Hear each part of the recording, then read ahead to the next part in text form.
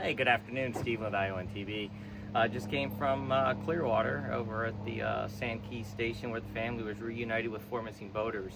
It turned out to be somewhat of a happy ending. All four did go to the hospital, but believe they will be okay.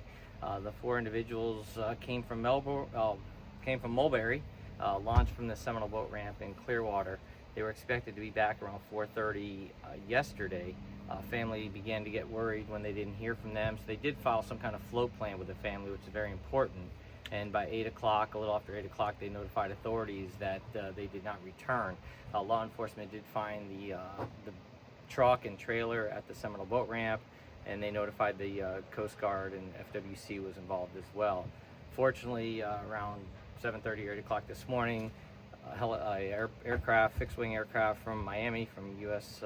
Coast Guard, did locate a capsized vessel and was calling for Good Samaritan boats to go out and assist. That there were people there holding onto the boat.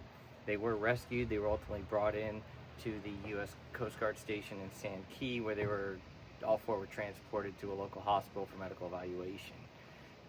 The reports from Clearwater PD indicate that they only had cell phones on the boat, no VHF radio, which is a marine radio, and no other emergency satellite communication devices. So this is a great opportunity. I go out with my friend Captain Jose Borrego quite frequently and kind of go overboard with things, but there's really a minimum of things that are pretty cost efficient that you could use to when you go out on the water. And I just want to go through some of those. You all heard about EPIRBs, which is these are examples of EPIRBs. They float, they have a flashing light. You basically hit distress, they send out signals, and the Coast Guard would receive these signals. And if they did have to search at night, there'd be a flashing light that aircraft would be able to see, or boats on the water would be able to see, and they'd have your location to make the rescue a little easier. These do run in the $1,000 range. They're not cheap.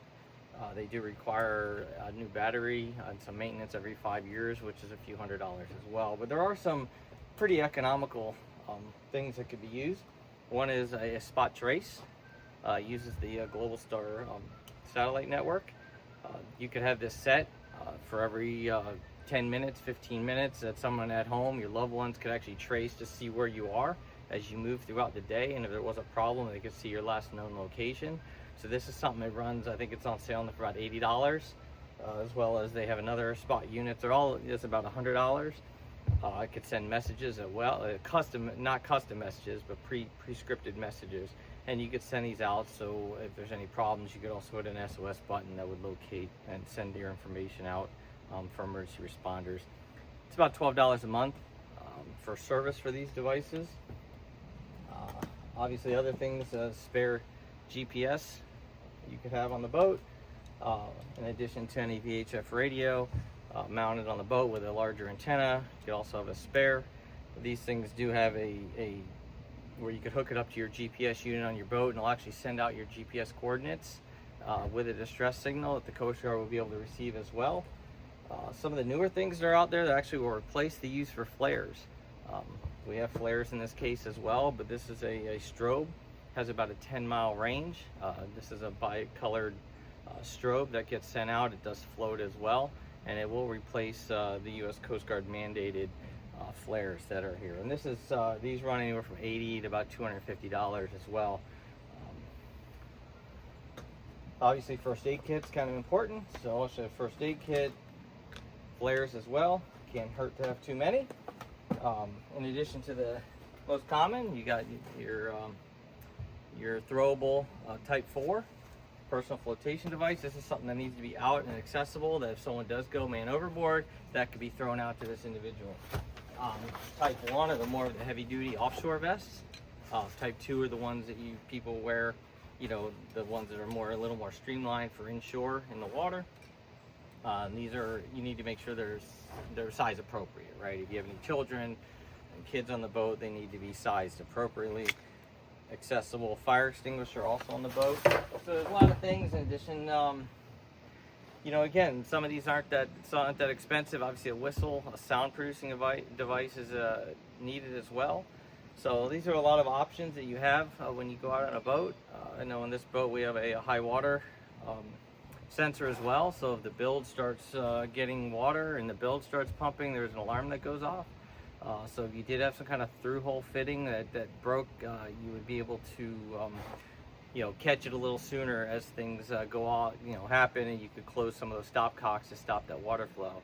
We also on the boat have a spare bilge pump that we could actually throw in the bilge in addition to help bilge out the water. So kind of a lot of safety devices on this boat.